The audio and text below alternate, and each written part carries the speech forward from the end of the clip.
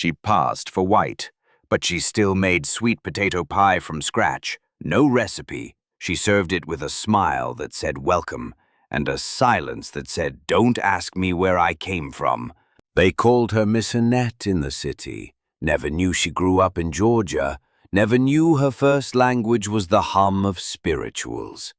She passed, not because she wanted to forget, but because the world would have made her pay for remembering. The Great Migration didn't always look like family caravans.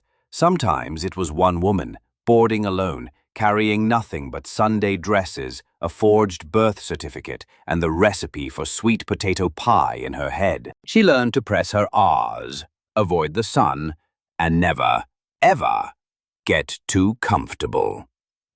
They said it was good, but not like their pumpkin pie. She nodded. She never corrected them. Not about the pie, not about who she really was. She didn't write it down. She didn't need to. Sweet potato pie was a legacy, a way to remember, without saying a word. She missed funerals, skipped reunions, even skipped her mother's burial. Because how do you explain showing up black when the world knows you as white? Her granddaughter never knew. She only knew the pie was magic.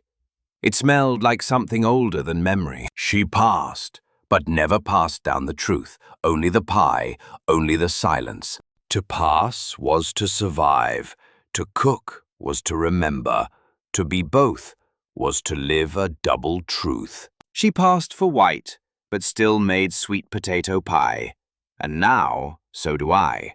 Because some truths get passed down anyway, even when we're not ready to tell them out loud.